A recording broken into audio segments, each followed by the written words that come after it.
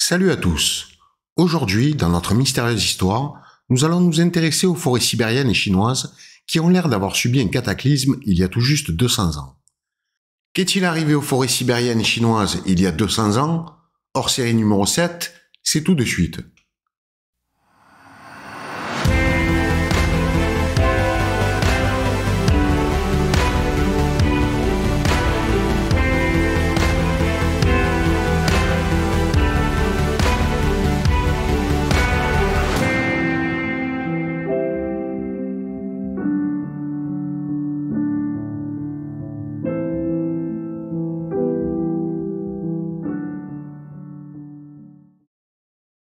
Les amis, aidez-nous à poursuivre notre quête de vérité et d'aventures historiques et passionnantes en soutenant notre chaîne.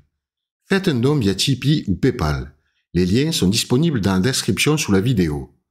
Rejoignez notre communauté en cliquant sur le bouton rejoindre de notre page YouTube. Votre soutien nous permettra d'approfondir nos recherches et contribuera à dévoiler les vérités occultées du passé.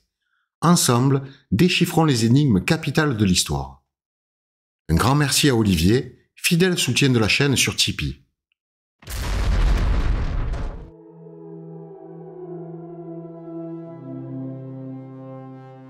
Je suis tombé sur des informations sur les forêts de taïga sibériennes. Apparemment, l'âge des forêts sibériennes est estimé à environ 200 ans ou moins. C'est un peu bizarre parce que la région sibérienne était, pour la plupart, un territoire inexploré jusqu'au début du XXe siècle. La durée de vie du pin de Sibérie peut atteindre jusqu'à 850 ans. Il y a beaucoup d'autres arbres dont la durée de vie est d'environ 500 à 600 ans. Pourtant, on estime que les forêts sibériennes ont environ 200 ans. Cela s'expliquerait par d'importants incendies de forêt qui se produisent de manière périodique tous les 20 à 200 ans. Ils détruisent la canopée des arbres, permettant à la lumière du soleil de revigorer une nouvelle croissance sur le sol de la forêt. Cette explication est très pratique pour certaines régions, mais ne peut pas rendre compte de toute la région sibérienne. La Sibérie a une superficie immense de 13 millions de kilomètres carrés. Elle représente 77% de la superficie de la Russie et n'est que très peu peuplée, avec un peu plus de 30 millions de personnes, soit 27% de la population du pays. Je ne pense pas que la déforestation totale par l'homme d'une région aussi vaste ait été possible au 19e ou au début du 20e siècle. Les données démographiques ne le soutiennent tout simplement pas.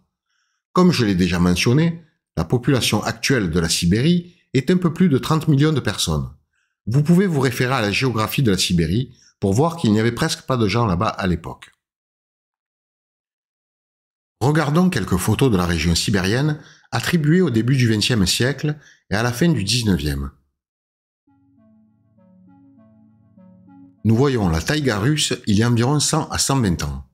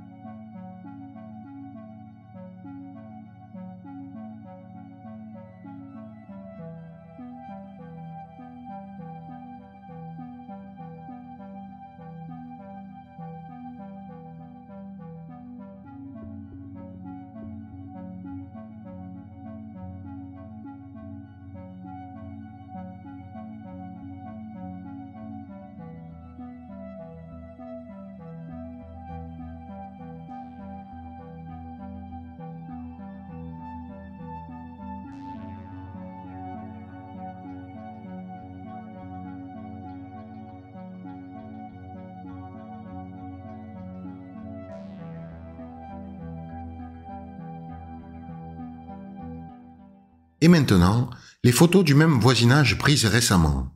On estime l'âge moyen des forêts de Sibérie à un peu moins de 200 ans.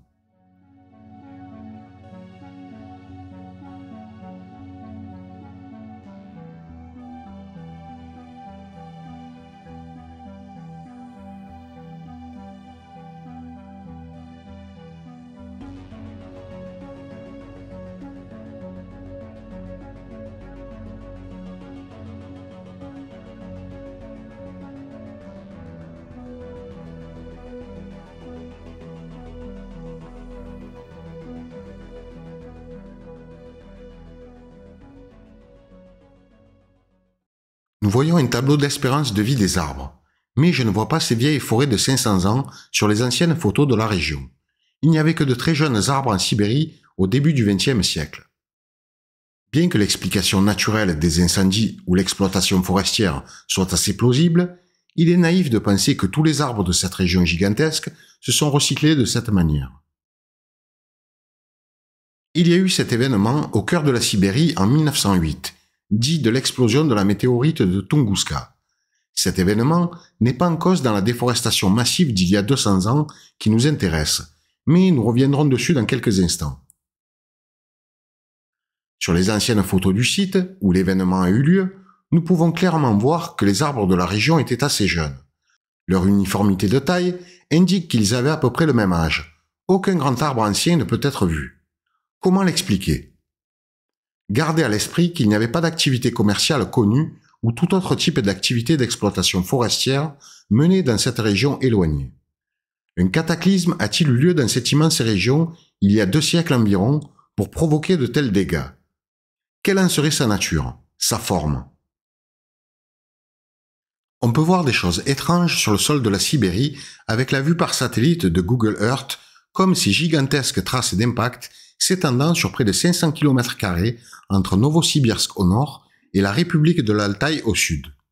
Quelque chose d'énorme a heurté le sol dans le passé et a laissé son empreinte comme une trace de griffes ou de mains qui s'agrippent. Mais qu'est-ce qui a bien pu laisser ce genre de marque au sol et à quelle époque? Pour faire ce genre de traces, il faudrait 5 météorites groupées impactant la Terre dans la même direction, ou alors une même météorite se divisant en 5 parties juste avant l'impact. Les possibilités statistiques pour qu'une telle chose arrive sont, je pense, assez réduites. Un phénomène similaire a eu lieu non loin de la Sibérie, en Chine, près de la Grande Muraille. Sur ces photos modernes qui apparaissent dans n'importe quel moteur de recherche, nous voyons le mur longer le sommet des crêtes qui sont couvertes de forêts d'arbres et d'arbustes. Il convient de mentionner que ces multiples murs ont été construits et achevés par différentes dynasties d'empereurs. Dans les régions désertiques de l'ouest de la Chine, l'état des murailles est un spectacle pitoyable.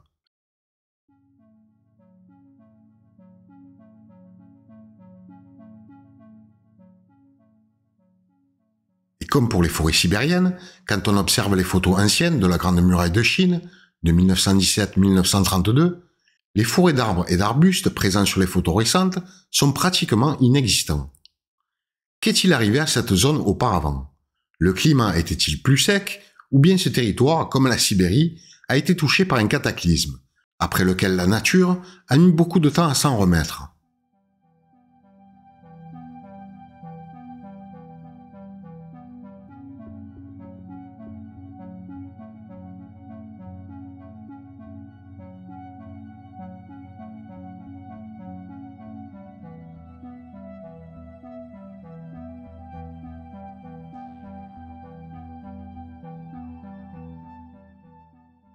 Gravure de 1890. Manque de forêt dans les montagnes. Aujourd'hui, toutes ces pentes sont enfourrées et verdoyantes. Y a-t-il eu un cataclysme proche dans le passé? Également, une gravure de la fin du XIXe siècle. Grande Muraille de Chine, 1890. Et maintenant? Ce qu'il s'est passé il y a environ 200 ans est effrayant à imaginer.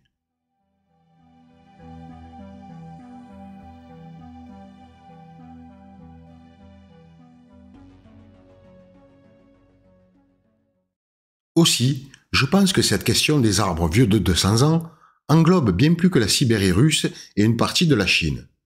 Une assez bonne partie de l'hémisphère nord, approximativement du 40e parallèle nord, pourrait être touchée. Les zones proches des forêts de séquoia de Californie, de l'Oregon et de la vallée de la forêt tropicale de Kino sont de rares exceptions. Il y a probablement une raison pour laquelle ces exceptions sont situées dans le même voisinage côtier de toute façon. Nous avons donc de vieux arbres d'environ 500 ans à divers endroits. Mais ce sont des occurrences uniques. Ils sont rares et protégés. Il y a généralement une sorte de plaque commémorative à côté d'eux. Pour comprendre l'âge d'un arbre, je vous recommande cette calculatrice d'âge d'arbre. Cela pourrait vous surprendre lorsque vous calculerez les données de votre grand arbre local. Il se peut qu'il n'ait que 75 ans. J'ai cherché sur Google quelques photos d'arbres de l'État de Washington. Devinez quoi? Ils n'ont pas plus de 200 ans également. Mais aucune exploitation forestière n'y a été faite il y a 200 ans. Il ne pouvait pas y en avoir dans les années 1820. Voici quelques photos anciennes de certains endroits de l'État de Washington. Encore une fois, il y a quelques vieux arbres, mais il n'y a pas de forêt de vieux arbres.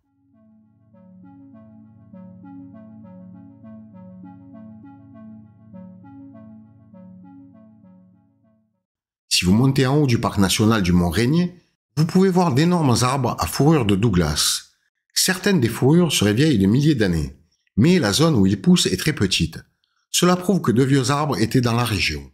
Quelques-uns ont survécu et les autres non. L'uniformité générale des forêts au-dessus du 40e parallèle nord suggère un âge jeune. Considérant que la durée de vie de la majorité des conifères est de 650 à 900 ans, c'est vraiment étrange. Que s'est-il passé? Quelle sorte de cataclysme a bien pu provoquer cette destruction massive des forêts de grands arbres et de la végétation il y a environ 200 ans en Sibérie, en Chine, près de la Grande Muraille et au-dessus du 40e parallèle nord en général? Serait-ce un événement lié à d'autres transformations géographiques et urbaines étranges comme l'émergence du désert du Sahara et l'enterrement des bâtiments, villes, etc. par coulées de boue, mud flood? Une théorie voudrait que Nikola Tesla ait provoqué l'explosion de Tunguska en 1908. Je vous ai déjà parlé de Nikola Tesla dans notre émission précédente, Les énergies cachées du passé, Tartaria Tech numéro 2. Tesla est connu aujourd'hui comme l'un des principaux développeurs du courant alternatif, l'énergie même qui régit nos vies. Mais toutes les créations de Tesla n'étaient pas aussi bienveillantes et inoffensives. Nikola Tesla aurait inventé une super arme, un projecteur à faisceau de particules chargées qu'il a appelé le rayon de la paix ou téléforce, mais d'autres l'appelaient le rayon de la mort, et on dit qu'elle était capable de destruction horrible. Selon la légende, cette arme avait le pouvoir d'anéantir des armées entières et des cibles à l'autre bout du monde. En 1915, lorsque Tesla a commencé à parler de son projet de nouvelle arme puissante sur laquelle il travaillait, le New York Times tonnait le nouvel appareil de Tesla comme des éclairs de Thor. Les journaux ont rapporté qu'une des tours de 20 étages de Tesla dans le Colorado accumulait d'énormes charges électriques et tirait des éclairs de 40 mètres de long. Le tonnerre généré était audible à 25 km à la ronde.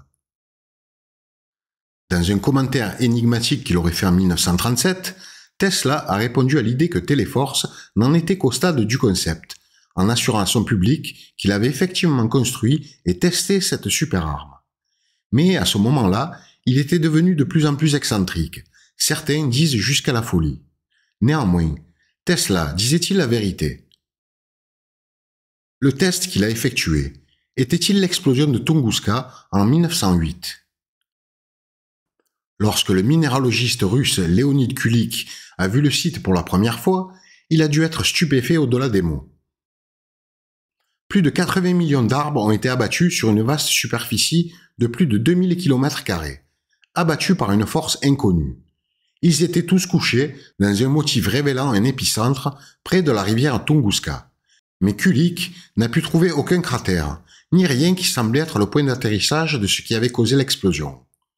Kulik a été le premier scientifique à mener une expédition dans la région, site de la désormais célèbre explosion. Fait troublant, il n'a pas été autorisé à accéder au site avant les années 1920, même si l'événement s'était produit en 1908. En raison du retard dans l'enquête et de l'éloignement de l'endroit, il y a eu peu de témoins oculaires de première main qui se sont manifestés. Ceux qui l'ont fait ont raconté une histoire de lumière dans le ciel, de boules de feu et d'une énorme explosion qui a tout aplati dans la région. C'était comme si une puissance surnaturelle s'était abattue sur le paysage et l'avait brisé. Quoi qu'il en soit, l'explosion a été incroyablement puissante, et si elle avait ciblé une zone peuplée telle qu'une ville, elle aurait infligé des dégâts catastrophiques. Une arme nucléaire est l'une des rares choses qui pourrait causer une telle destruction. Mais la bombe atomique n'avait pas encore été inventée. Nikola Tesla a-t-il testé sa super-arme Téléforce dans un des endroits les plus désertiques au monde en termes de population, à savoir la Sibérie? Le fait qu'aucun cratère ou reste de météorite n'ait été retrouvé sur la zone détruite à Tunguska laisse à penser que cette hypothèse est plausible. Certains pensent que Nikola Tesla aurait effectué un test de transfert d'énergie à grande échelle sur la Tunguska à l'aide d'une de ses tours, peut-être Wardenclyffe, car en plus de ses capacités de transfert d'électricité sans fil et de communication, elle aurait été une super-arme opérationnelle et elle aurait eu la capacité de transmettre des explosions d'énergie ciblées, de créer des destructions massives.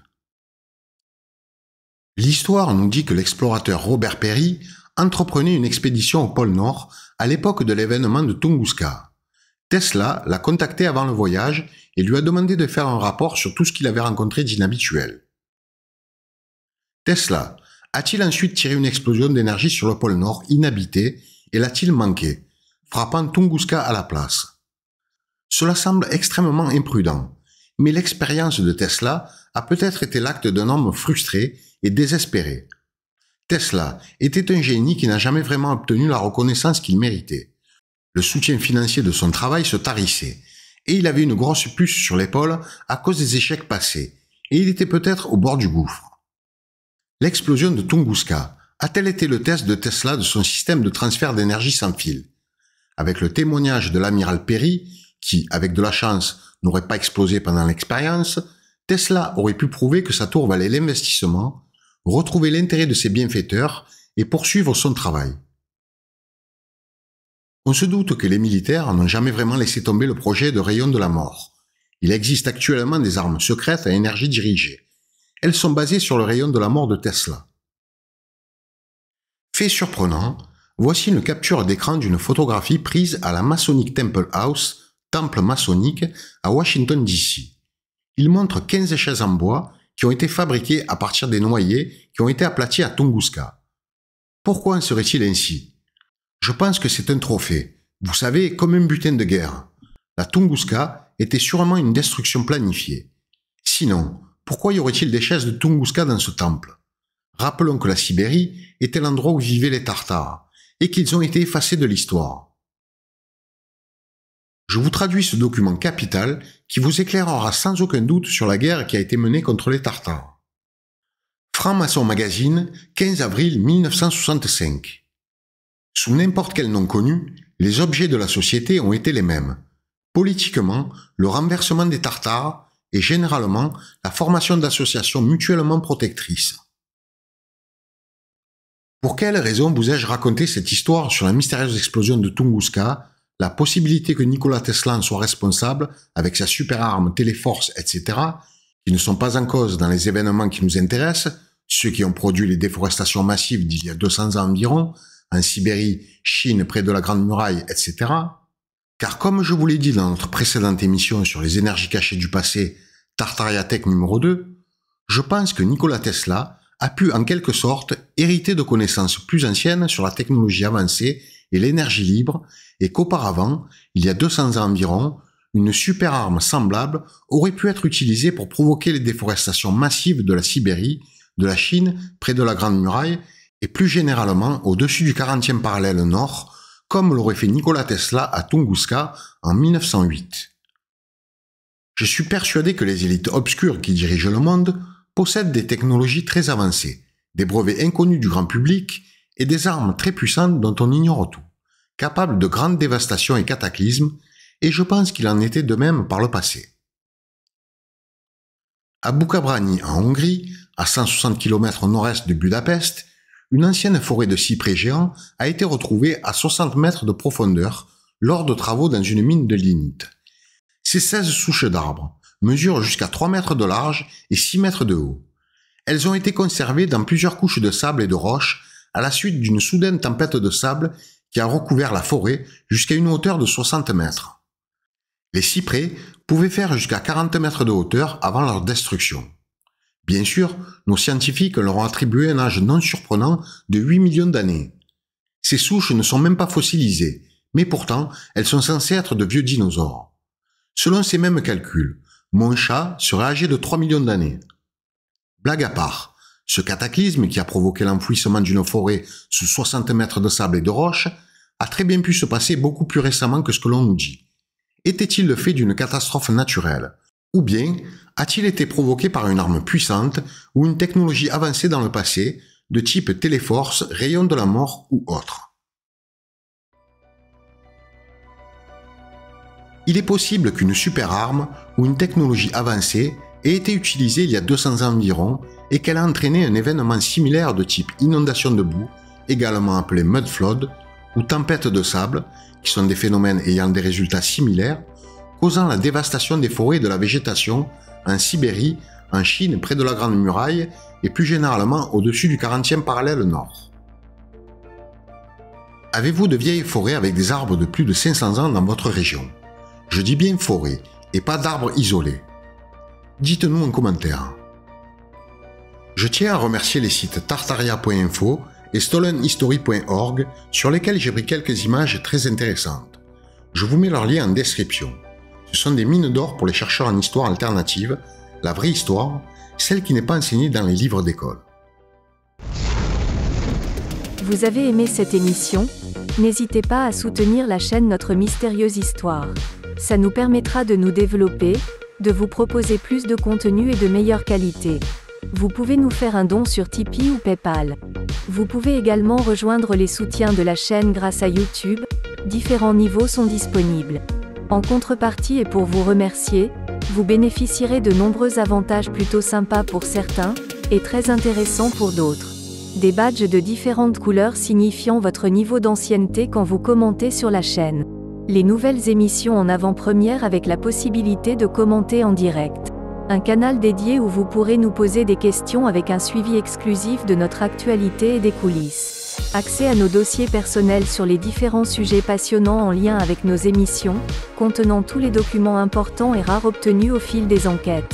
Via ce canal dédié, des infos sur les lieux de tournage avec la possibilité de nous rejoindre et même de participer aux enquêtes. N'hésitez pas à aller voir les multiples avantages disponibles dans la section Rejoindre les soutiens de la chaîne, à côté du bouton S'abonner sur notre page YouTube. Retrouvez-nous sur les différents réseaux sociaux, on y poste régulièrement des articles très intéressants, des photos anciennes, des gravures, des peintures magnifiques et plus encore. Nous sommes de plus en plus nombreux et c'est vraiment super, un grand merci à vous. Tous nos liens sont dans la description de la vidéo et épinglés dans la section commentaires. Mettez un j'aime et abonnez-vous pour ne rien manquer de nos prochaines publications. À très vite les amis.